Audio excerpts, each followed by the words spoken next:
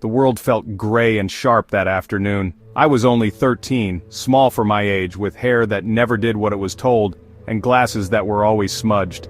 The school gates were a monster with a wide-open mouth, and I was just a tiny morsel it was about to swallow. They were waiting for me, the girls with the loud laughs and mean eyes. They always waited. They'd pull my hair, call me names, and scatter my books all over the wet pavement. It was their favorite game. I tried to make myself invisible, shrinking into my oversized coat, but they saw me anyway. It was like they had a special kind of radar just for spotting misery. Then he appeared. Alex. He was 18, tall and quiet, with a kindness in his eyes that you didn't see very often. He wasn't like the other older boys who swaggered and shouted.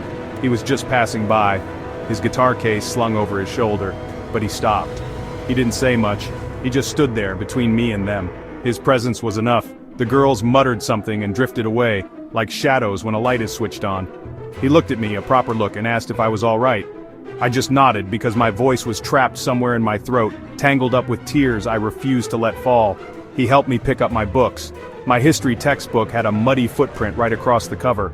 He wiped it off carefully with the sleeve of his jacket. "Don't let them get to you," he said, his voice soft. "They're just loud, not strong." It was a simple thing to say, but it felt like he had handed me a shield. From that day on, he would often walk me home or just happen to be there when the bell rang. We didn't talk much at first, we just walked, the silence between us comfortable, a quiet promise that I wasn't alone anymore. He was my guardian angel in a worn-out denim jacket. Our friendship grew slowly, like a shy flower peeking out after a long winter. He'd tell me about his music, the songs he was trying to write. I'd tell him about the books I was reading, worlds I could escape into where no one was mean. He never treated me like a little kid. He listened, really listened, to everything I had to say. He saw the person I was on the inside, not just the clumsy, quiet girl on the outside. He saw the girl who wanted to be brave. Finding Alex was like finding a lighthouse in the middle of a storm I thought would never end. He didn't just help me, he showed me that kindness was real. Summer arrived, painting the world in bright, hopeful colors. Alex's family had a small cottage by a lake, and they invited me to spend a weekend with them. The water looked like a sheet of dark glass, reflecting the big, fluffy clouds. Everyone was laughing and splashing, but Alex stayed on the shore. He told me once in a hushed voice that he was scared of deep water, a childhood memory he couldn't shake. I understood. I had my own fears after all. I decided to stay on the jetty with him, dangling my feet in the cool water, content just to be near him. We felt like our own little island of calm in a sea of cheerful noise. I don't know how it happened. One minute I was sitting safely on the wooden planks, the next I was slipping. The wet wood was slick under my sandals. I tumbled sideways, a clumsy mess of arms and legs, and hit the water with a shocking gasp. Cold, so cold, it swallowed me whole. I couldn't tell which way was up. Panic seized me, a cold, tight fist around my chest. I flailed, my lungs burning, the green-brown water filling my mouth and nose. I saw blurry shapes above, heard muffled shouts, but it all felt a million miles away. I was sinking and the light was fading. Suddenly strong arms were around me. It was Alex. He had jumped in, his face was pale, his eyes wide with a terror that mirrored my own, but he held on to me tightly. He was fighting his own fear to save me. I could feel his heart hammering against my back, a frantic, desperate rhythm. He kicked and pulled, dragging us both towards the surface, towards the air, towards life. His fear was a tangible thing, I could feel it in the trembling of his hands, but his determination was stronger. He was saving me, even though he was just as scared as I was. It was the bravest thing I had ever seen. When we finally broke the surface, I coughed and sputtered, clinging to him as he swam us back to the jetty. His parents helped pull us out. I lay there, shivering and gasping, wrapped in a dozen towels. Alex sat beside me, his own body trembling, not just from the cold. He didn't say anything, he just held my hand, his grip firm and steady. In that moment, our friendship deepened into something more profound. He had faced his greatest fear for me. He had chosen me over his own safety. I knew then, with a certainty that filled my entire being, that our bond was unbreakable. He wasn't just my friend, he was my hero. The world can shatter in a single heartbeat, one phone call, that's all it took. A policeman's voice, calm and distant, delivering news that made no sense. A car crash, a slippery road, Mom and Dad. Gone. Just like that. The words hung in the air, sharp and cruel, cutting my life in two. There was a before, filled with warmth and family dinners and my dad's silly jokes. And now there was an after. and after that was cold and silent and terrifyingly empty. I was 14, and I was an orphan. The world felt like it had tilted on its axis, and I was sliding off into nothingness. There were whispers from social workers, talk of foster homes, and distant relatives I barely knew. The thought of being sent away to live with strangers was a new kind of horror, piling on top of the grief that was already suffocating me. I felt like a parcel, an object to be placed somewhere convenient. I didn't have a voice. I didn't have a choice. I just sat in a sterile office, numb and small, while the adults decided my fate. I clutched the small photo from my wallet, the one of me and my parents at the beach, and wished I could disappear into it. Then Alex and his family stepped in. They had always been kind, but this was something else entirely. It was a lifeline. Alex's mom, with her warm smile and gentle hands, came and sat with me. She told me I could come and live with them. Not for a little while. For always, if I wanted. Alex stood behind her, his expression serious, nodding his support. He said, "This is your home now, Lily. We're your family." The words were a soft blanket wrapping around my shivering soul. In the middle of the darkest night of my life, they lit a candle for me. Moving into their house was strange. I had my own room, filled with some of my things, salvaged from my old life. But it wasn't my room. The smell was different. The way the light fell through the window was different. Every night I'd lie in bed and listen to the unfamiliar sounds of the house, my heart aching with a physical pain for what I had lost. Alex's family gave me space and kindness, but the hole in my life was a vast, gaping chasm. I had a new home, but I felt more lost than ever. I was grateful, so incredibly grateful, but gratitude couldn't fill the empty space where my family used to be. The days that followed were a blur of gray. Grief was a heavy cloak I couldn't take off. It smothered everything. Food had no taste. Music was just noise. The depression settled in, a quiet, creeping fog that clouded my mind and stole my energy. Getting out of bed felt like climbing a mountain. I would just lie there staring at the ceiling, replaying my last conversation with my parents over and over again. The world outside my bedroom door went on, but I was stuck. I was trapped in the wreckage of my past, unable to find a way out. Alex was patient. He never pushed. He would just knock softly on my door and leave a tray of food or a book he thought I might like. Sometimes, he would come and sit on the end of my bed, not saying anything, just being there. His silent company was a comfort. It told me I wasn't completely alone in my bubble of sadness. He understood that sometimes there are no words that can fix things. Sometimes all you can do is sit with someone in their darkness until they are ready to see the light again. He was my anchor in a stormy sea of sorrow. He found small ways to pull me back to the world. He started bringing his guitar into my room, playing soft melodies that didn't demand anything of me. The gentle notes would fill the silence, weaving through the sadness without trying to chase it away. He encouraged me to draw, bringing me sketch pads and colorful pencils. At first, my drawings were just dark scribbles, tangles of black and gray, but slowly, a little bit of blue crept in, then a splash of yellow. He was coaxing me back to life, one tiny, gentle step at a time, never making me feel rushed or broken. One evening, he convinced me to go for a short walk. It was the first time I had been outside in weeks. The air was cool on my face. We walked to a nearby park and sat on a bench, watching the dogs play. "It's okay to be sad, Lily," he said quietly, looking at his hands. "But it's not okay to disappear. I need you here." His words were simple, but they struck a chord deep inside me. He wasn't just being kind, he needed me. The thought was a tiny spark in the gloom. For the first time in a long time, I felt a flicker of hope. Maybe I could find my way back, for him. The years trickled by, and the fog of grief began to lift, slowly replaced by a quiet acceptance. I finished school, my grades steady, my spirit healing. Alex was always there, a constant, reassuring presence in my life. He was my family, my best friend, my confidant. But as I grew from a girl into a young woman, my feelings for him began to change. The gratitude and friendship blossomed into something deeper, something warmer and more confusing. It was a feeling that made my heart beat faster whenever he walked into a room, a secret I held close, afraid to let it see the light of day. I was 17 when I finally found the courage to speak. We were sitting in the kitchen late one night, the house still and peaceful around us. He was 22, home from university for the weekend. The age gap between us had always been there, a fact of our story. But now it felt like a barrier, a complication that society would frown upon. My heart was pounding in my chest as I looked at him. "Alex," I began, my voice barely a whisper. "There's something I need to tell you. I think I'm in love with you." The words hung in the air between us. He looked at me, his expression unreadable for a moment. I held my breath, terrified that I had ruined everything, that I had crossed a line that could never be uncrossed. But then he reached across the table and took my hand. His touch was gentle. "I know," he said softly. "I think I'm in love with you too, Lily. I have been for a long time." Relief washed over me, so powerful it almost made me dizzy. But his next words were filled with caution. "We have to be careful," he said. "You're still 17, people won't understand. We knew it wouldn't be easy.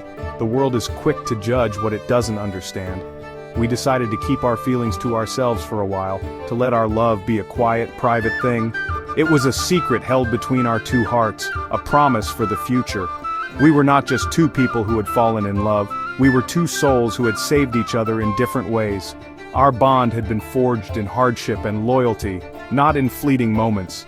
We knew we had something precious and rare, and we were willing to be patient, to wait for the right time to share our love with the world, knowing it was strong enough to withstand any judgment that might come our way. Just when it felt like the sun was finally shining on my life, a new storm gathered on the horizon. It started with a pain in my leg that wouldn't go away, a deep, persistent ache that I tried to ignore. But it grew worse, until I just couldn't ignore it anymore. The doctor's appointments followed, then the tests, the scans, and the waiting. The diagnosis came like a punch to the gut: cancer, a rare and aggressive form in my bone. The word itself was terrifying, a monster that threatened to devour my future, to steal the happiness I had fought so hard to find. The treatment was brutal. Chemotherapy drained the life from me, leaving me weak and sick. My hair fell out in clumps. I was a ghost of my former self, pale and frail. Through it all, Alex was my rock. He sat with me for every long, grueling infusion, holding my hand, reading to me, or just being silent when I needed him to be. He shaved his head in solidarity when I lost my hair, a gesture that made me cry with a mixture of sadness and overwhelming love. He never let me feel like I was fighting alone. He was my soldier, battling the monster right alongside me. Despite the treatment, the cancer was relentless. The doctors delivered the devastating news: to save my life, they would have to amputate both of my legs. The thought was unimaginable. My legs had carried me through my life. They had dangled in the cool lake water on that fateful day. Swimming had become my passion, my escape. How could I swim without legs? The despair was a black, suffocating wave threatening to pull me under. I wanted to give up. The fight felt too hard, the cost too high. It seemed too cruel a fate to survive so much, only to be broken like this. But Alex wouldn't let me drown in my sorrow. He reminded me of the girl who had survived loss and depression. He showed me stories of Paralympic swimmers, athletes who had overcome incredible challenges to achieve their dreams. "This doesn't have to be the end of your story, Lily," he said, his eyes fierce with belief in me. "It's just a different chapter." His unwavering faith gave me a sliver of strength. I made a choice. I would not let cancer win. I would not let it steal my dreams. I would learn to swim again. I would fight for my life, for my future, for us. The years that followed the surgery were a testament to resilience. I learned to navigate the world in a new way, with prosthetics and a wheelchair, and I returned to the water. The pool became my sanctuary again. Learning to swim without my legs was like learning to fly. It was difficult and frustrating, but with every stroke I felt stronger, more alive. Alex was there for every early morning practice, cheering me on from the poolside, his love a constant wind beneath my wings. I competed, I won medals, and I proved to myself that I was not defined by what I had lost but by what I had overcome. Our love story continued to unfold, quietly and steadily. When I turned 20, we were married in a small, intimate ceremony surrounded by the people who loved us most, Alex's family, who had become my own. It was a day filled with happy tears and so much hope. We built a life together, a life filled with laughter, music, and the simple joy of being with one another. Our home was an extension of the love we had for each other, accessible and bright, a safe harbor from the storms of the world. We had faced so much, and we had done it together. The greatest surprise came a few years later. We had been told that because of the harsh chemotherapy, it was unlikely I would ever be able to have children. We had accepted it, content with the life we had built. But then, a miracle. I was pregnant. The doctor's appointment where we first heard the tiny, fluttering heartbeat was one of the most magical moments of our lives. We welcomed our baby girl, Hope, into the world. She was perfect, a tiny symbol of all we had endured and all the love that had seen us through. Holding her in my arms, I knew my heart had never been so full. As if our lives weren't blessed enough, fate had another incredible surprise in store. Just 2 years after Hope was born, we discovered we were expecting again. This time, it wasn't just one heartbeat we heard on the ultrasound screen, but 3 triplets.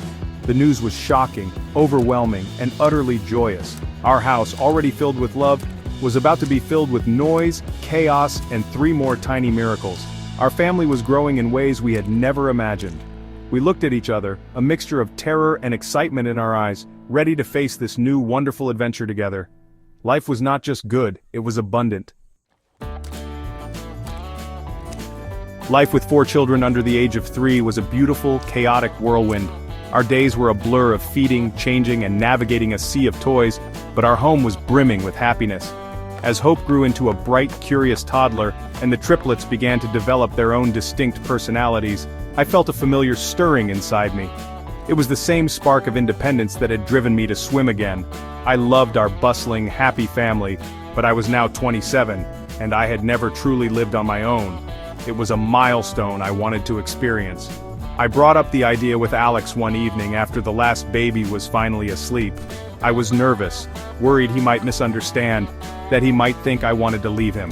I explained that it wasn't about us, it was about me. It was about proving to myself that I could be fully independent, that I could manage on my own. I wanted a small place nearby, a space that was just mine, where I could continue to grow as a person, not just as a wife and a mother. I wanted to stand on my own 2 feet, even if they were metaphorical ones. To my relief, Alex understood completely. His love for me had always been about supporting my strength, not sheltering my weakness. He saw this not as a step away from him, but as a step towards a more confident, self-assured me. "Of course, Lily," he said, taking my hand, "we'll find you the perfect place, we'll make it work." His family was just as supportive.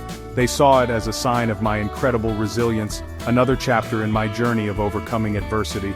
There was no judgment, only encouragement and love.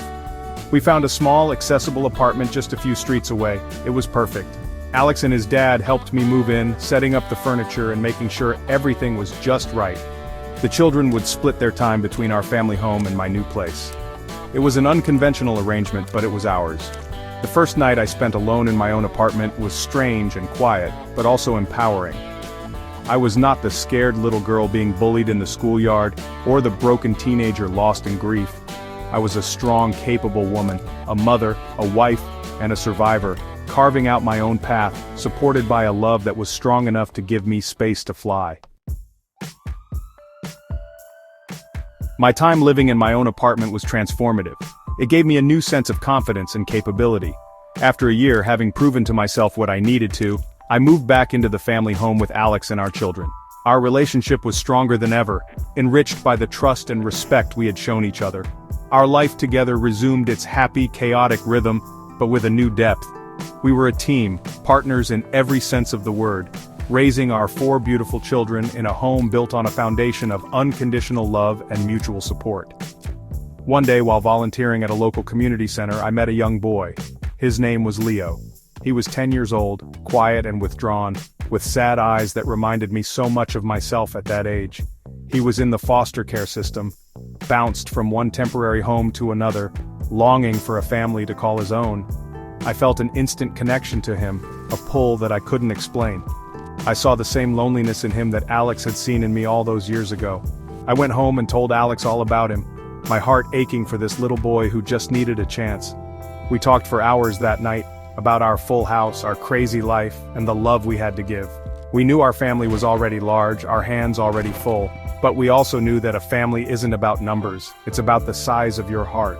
We had been so blessed, receiving so much kindness and so many miracles. The idea of offering a permanent, loving home to a child in need felt like the most natural thing in the world. It felt like a way of passing on the kindness that had saved me, of completing a circle of love that had started with a simple act of compassion in a schoolyard. We made the decision together. We began the adoption process. It was long and complicated, but we were determined.